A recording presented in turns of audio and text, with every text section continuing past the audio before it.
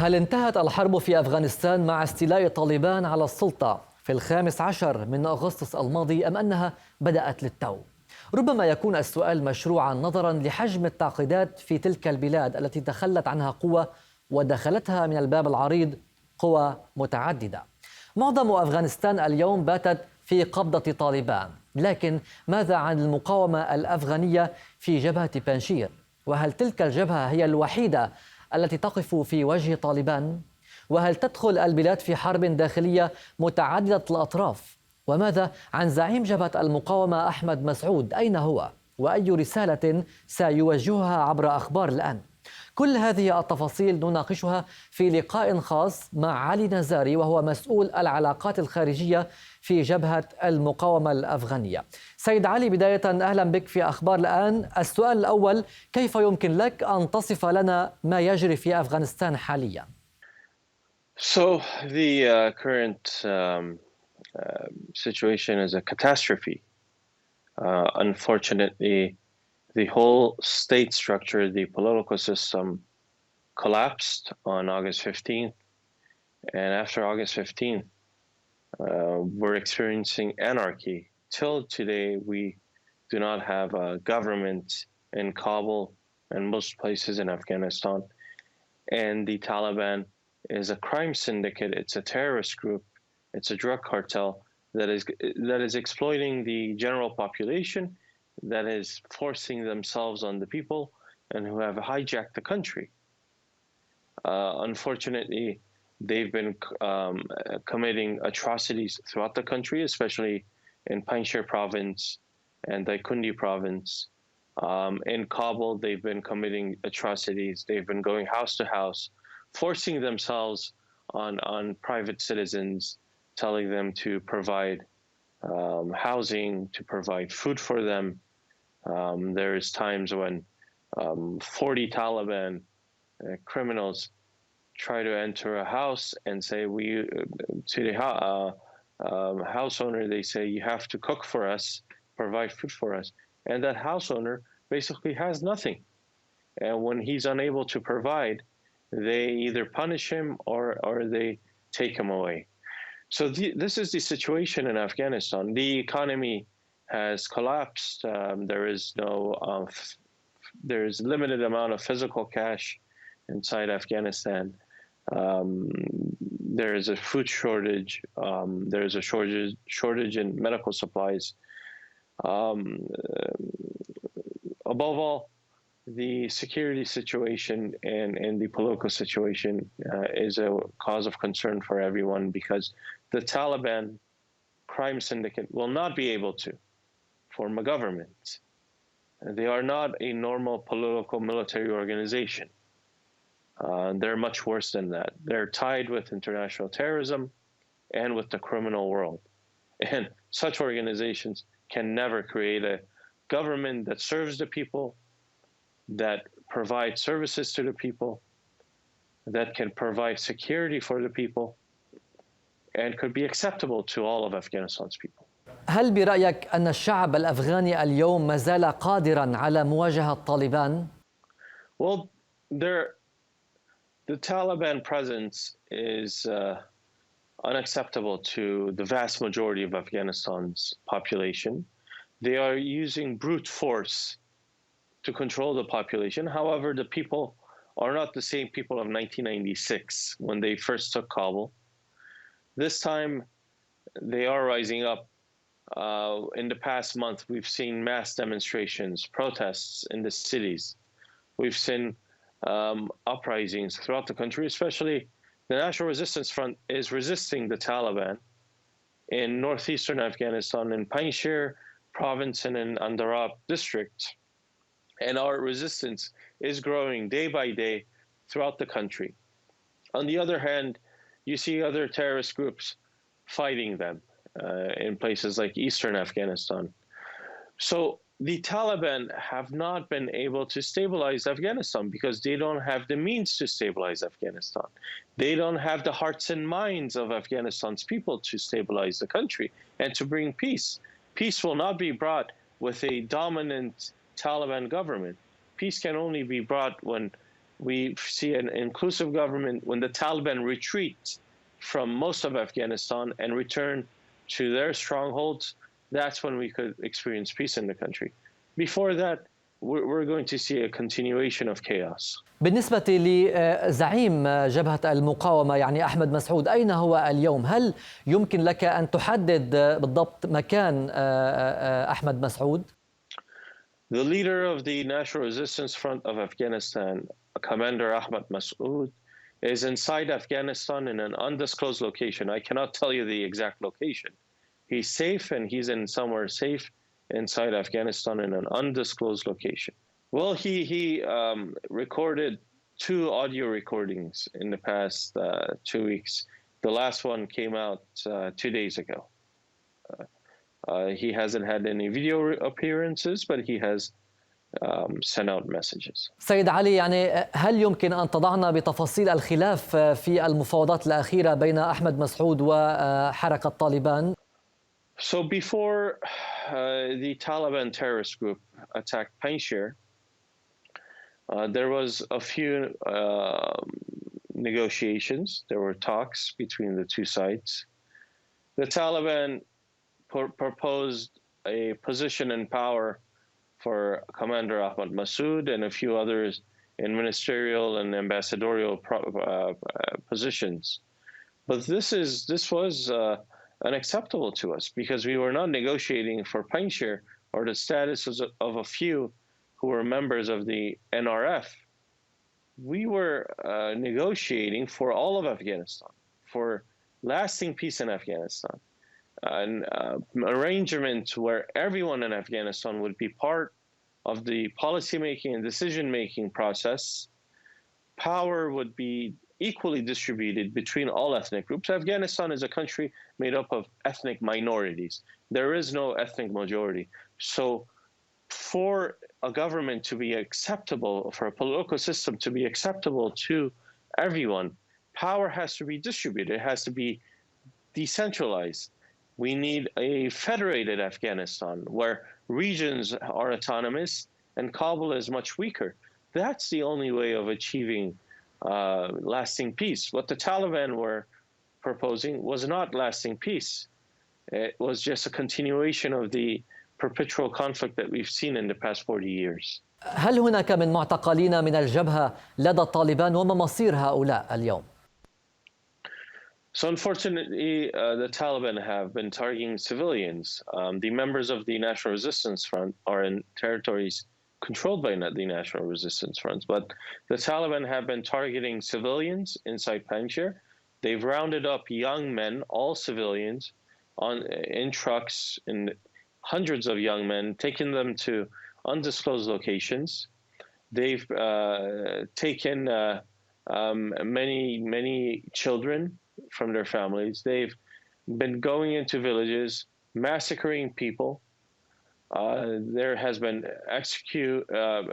summary executions in Bánshír. They've been kidnapping people in Kabul, people who are from Bánshír, all civilians.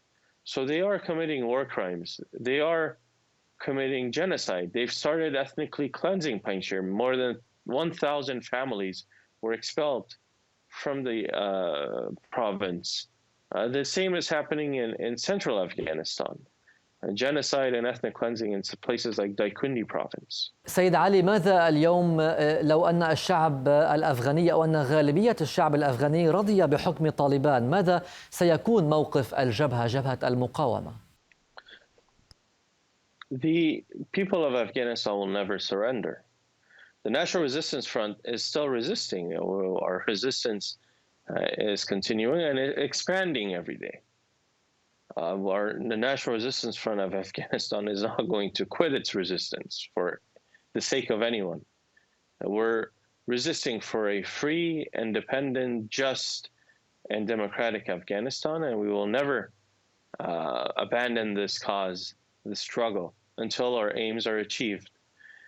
Right now, in the past 2 weeks ago, our leader, Commander Ahmad Massoud, put up an audio recording calling on the people to rise up, calling for a general uprising throughout Afghanistan and throughout the world against the Taliban. And within hours, people answered his call. And since then, we've seen mass protests in the cities. We've seen some armed uprisings in the rural areas of Afghanistan. This shows that Commander Ahmad Massoud and the National Resistance Front has the hearts and minds of Afghanistan's people, that we have the legitimacy.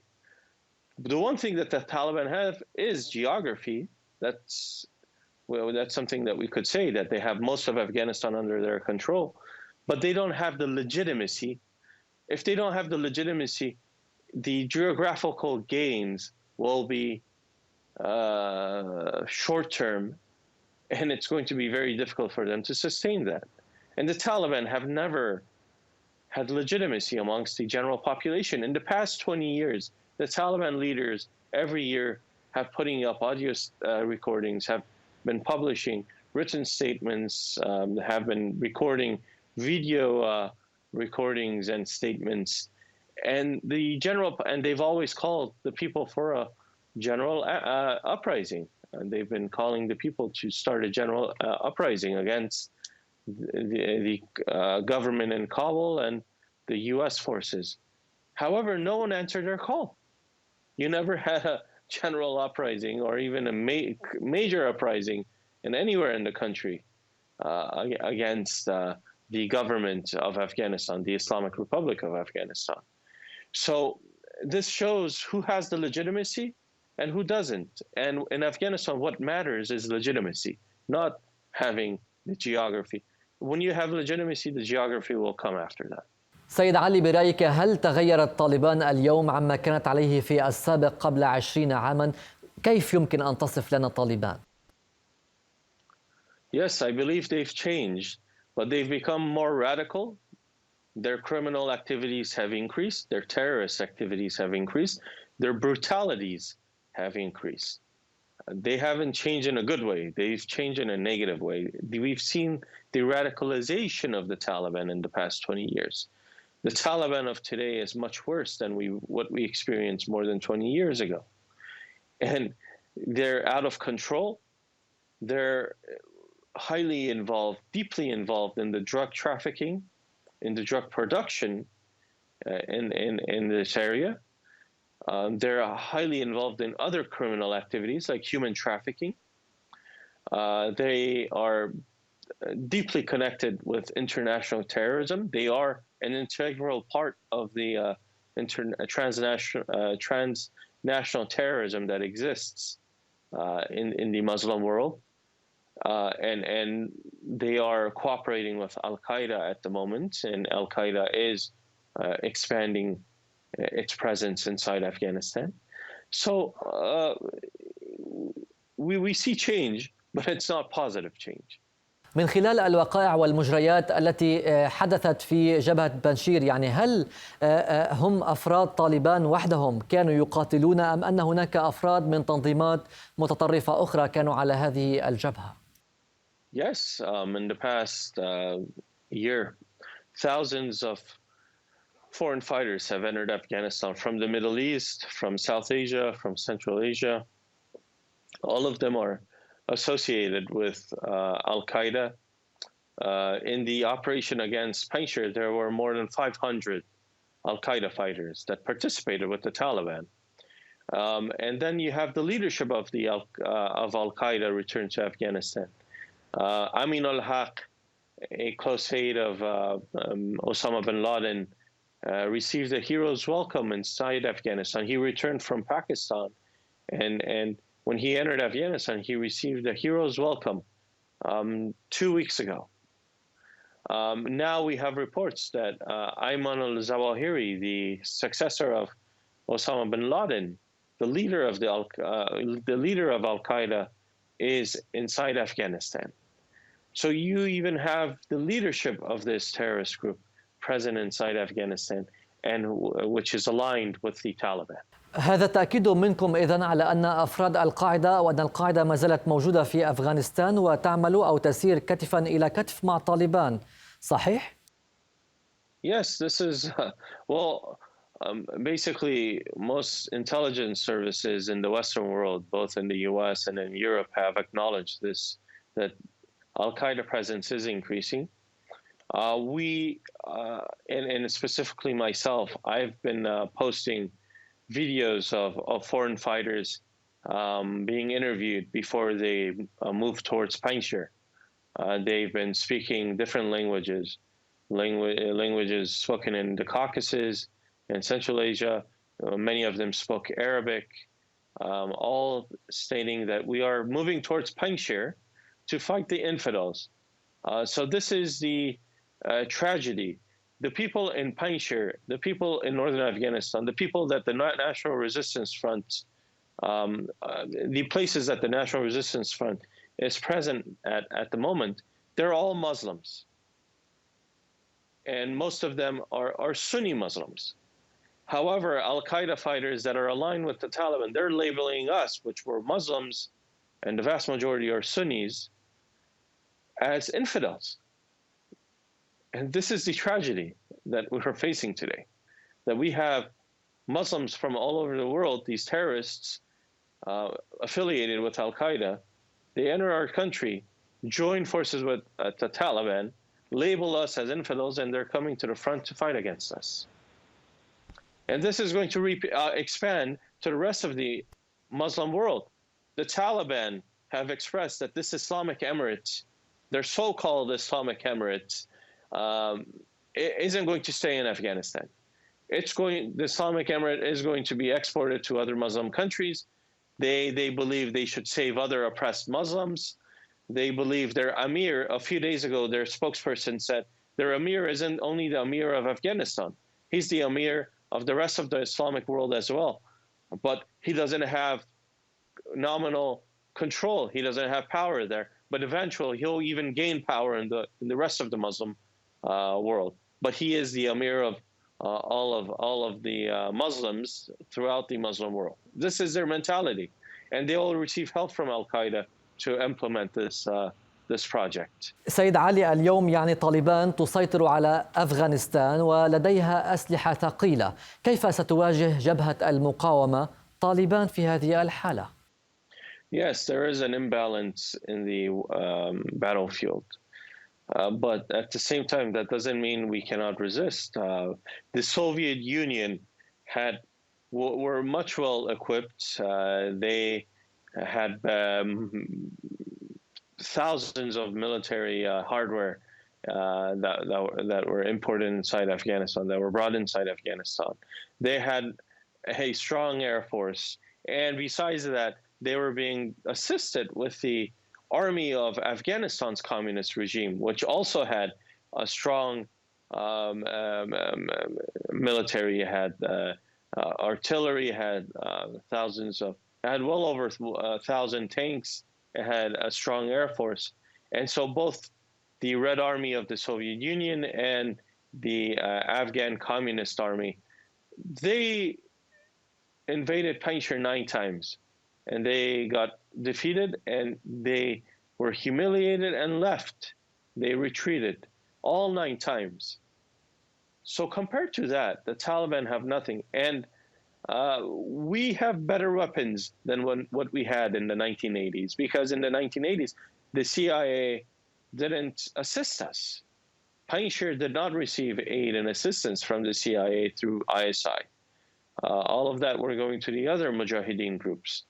So we didn't have much weapons in our position in the 1980s. If we were able to defeat the Red Army and communism during the Cold War in the 1980s, we'll be definitely able to defeat international terrorism, whether it's the Taliban or Al-Qaeda, once again.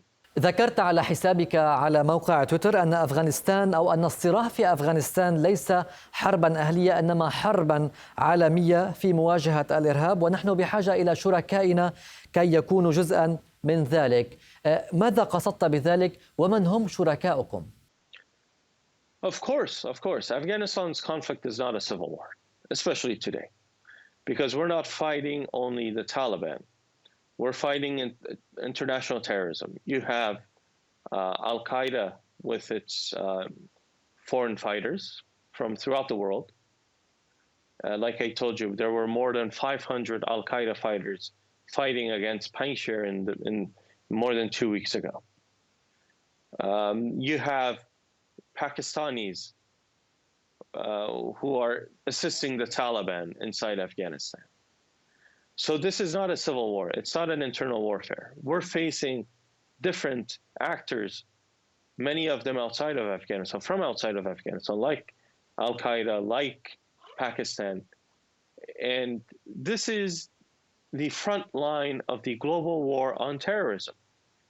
The global war on terrorism did not end with the withdrawal of the United States and NATO.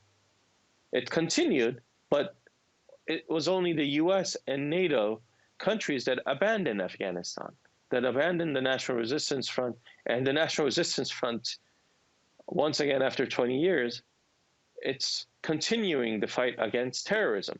Now, in this fight, we will need the cooperation and assistance of our allies, of people who feel threatened by international terrorism, because international terrorism isn't going to stop in Afghanistan. It is going to expand in the Middle East, in North Africa, in South Asia, in many parts of the world, in Central Asia. So we need as much support, we need as much assistance as we could have, because this international terrorism problem is not going to stay in Afghanistan. Afghanistan is going to be a major base for the Taliban, for Al-Qaeda, for other terrorist groups, but then they'll start launching their attacks, operations throughout the Muslim world. This is why I specifically ask all of my Muslim brothers and sisters throughout the world, especially our esteemed friends in the region, whether it's Egypt, the UAE, whether it's Saudi Arabia, Jordan, and other countries in the region, to come to our assistance, because this should be a common struggle. It should be a joint effort based on mutual interests, based on mutual enemies, to help us defeat these criminal groups, these terrorist groups, that is a threat to all of humanity, specifically a threat to the existence and survival of Islam, especially moderate Islam. ما هي رسالة جبهة المقاومة اليوم للشعب الأفغاني عموما ولسكان بانشير خصوصا؟ Our message to the people of Afghanistan is that we will continue our fight and struggle until freedom, justice, democracy, equality is achieved in the country. We will not stop our struggle. We will not retreat or withdraw from Afghanistan. We will continue our struggle. We will expand our resistance, and we will be liberating every single citizen of Afghanistan very soon. This struggle will have its obstacles, but it's a struggle resistance that could be done.